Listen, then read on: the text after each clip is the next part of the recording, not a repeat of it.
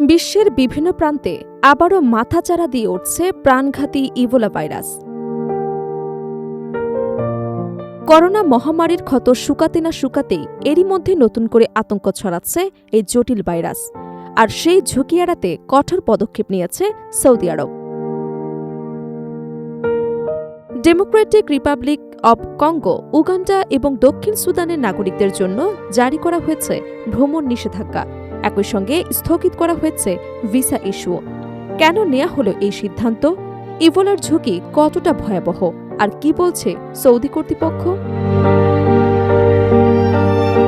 Ebola ভাইরাসের বিস্তার ঠেকাতে সতর্কতামূলক পদক্ষেপ হিসেবে ৩ দেশের নাগরিকদের ওপর নতুন ভ্রমণ নিষেধাজ্ঞা আরোপ করেছে সৌদি আরব।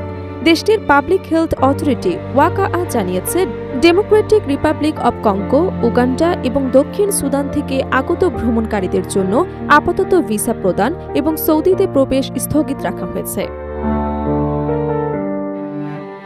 সৌদি প্রেস এজেন্সির তথ্য অনুযায়ী এই নিষেধাজ্ঞা শুধু সরাসরি ওই ৩ দেশ থেকে আসা যাত্রীদের ক্ষেত্রেই নয়, বরং অন্য কোনো দেশের মাধ্যমে ভ্রমণ করলেও এই নিয়ম কার্যকর হবে। এমনকি সৌদি আরবে প্রবেশের আগে গত ২১ দিনের মধ্যে এই ৩ দেশের যে কোনো একটিতে অবস্থান করেছেন এমন ব্যক্তিরাও নিষেধাজ্ঞার আওতায় পড়বেন। ওয়াকাআ জানিয়েছে, জনস্বাস্থ্য সুরক্ষা নিশ্চিত করা এবং সংক্রামক রোগের আন্তঃসীমান্ত বিস্তার রোধ করতে এই সিদ্ধান্ত নেওয়া হয়েছে। স্থানীয় এবং আন্তর্জাতিক স্বাস্থ্য সংস্থার সঙ্গে সমন্বয় করে দেশটির রোগ নজরদারি ব্যবস্থা আরও জোরদার করা হয়েছে। একই সঙ্গে সীমান্ত ও বিমানবন্দরের স্বাস্থ্য পরীক্ষা, স্ক্রিনিং এবং জরুরি সাড়াদান ব্যবস্থাও আরও শক্তিশালী করা হয়েছে।